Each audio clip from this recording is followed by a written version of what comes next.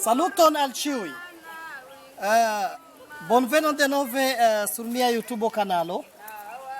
Kaj mi esperas ke denove ĉi tiu filmeto estos tre interesa, ĉar ĝi rakontas pri niaj kutimaj vivoj en Afriko, ĉefe en Burundo. Do sabato hodiaŭ estas, kaj kutime sabato ni klopodas, profitas la okazon por viziti tie kie ni kreskigis diversajn legomojn, diversajn plantojn, kaj nun mi estas en mia ĝardeno kie mi kreskigas dolĉan pataton. Do dolĉaj pataton vi certe konas.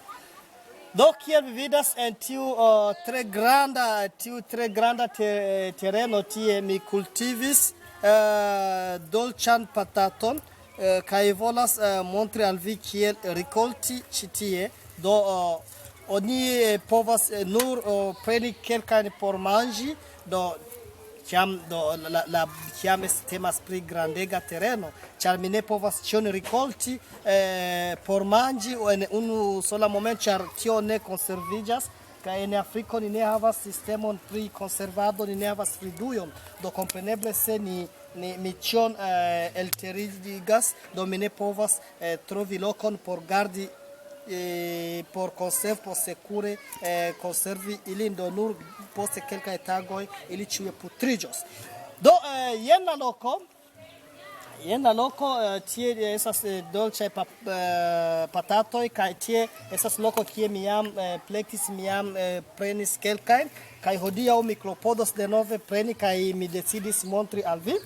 Kaj mi estas kun mia filo, kiu venas helpi al mi. Do li ankoraŭ estas tro juna, tamen li devas alkutimiĝi, por ke li kresku kun tiu spirito pri laborado. Kompreneble tion li faras, ankaŭ tion li faris.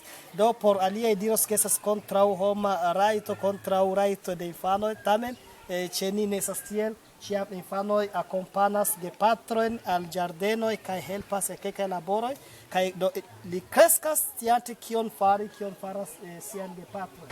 Do tie vi vidos ke estas kreskigitaj maniokojn, kaj tion mi jam rakontis en miaj antaŭaj filmoj pri manioko. Do kiel fari? Do en tiu kazo ni do tie ĉar nun ni ne plu estas en pluvsezono, do se ne estas en pluvsezono kompreneble, do la tero eksekiĝis, do mi devas elpreni unu post la alian kelkajn dolĉpataton por friti aŭ por kuiri en akvo. Jen. Mi uzas tiun ilon por vidi ĉu eblos bone.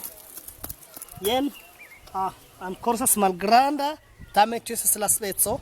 Foje oni trovas eĉ tre grandegan dolĉan pataton, kiu povas eĉ havi pli ol 5 kilogramoj, eĉ 8 kilogramoj, dependas de la speco de tiu dolĉa patato.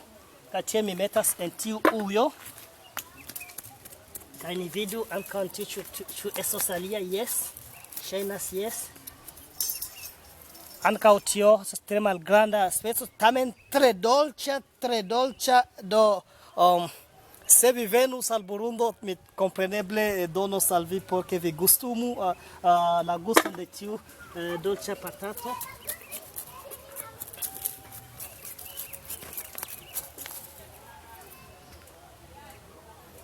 Jen la alia, kiu estas ankaŭ iom granda kompare al aliaj du. Kaj ŝajnas ke estas alia, tamen mi bezonos tion por kreskigi dum la pluvsezono, do pro tio mi ne povas tion eltiriĝi, do mi lasas tiun kaj foje mi akvumos por ke tiuj semoj ne komplete sekiĝu. Do estas tiel, kaj do mi faros plian ĝis kiam mi plenigos la vazon, kiun mi kunportis. Do karaj, do mi invitas al vi ankaŭ sekvi alian filmeton, do proksiman filmeton pri kiel kuiri dolĉan pataton. Do ĝis.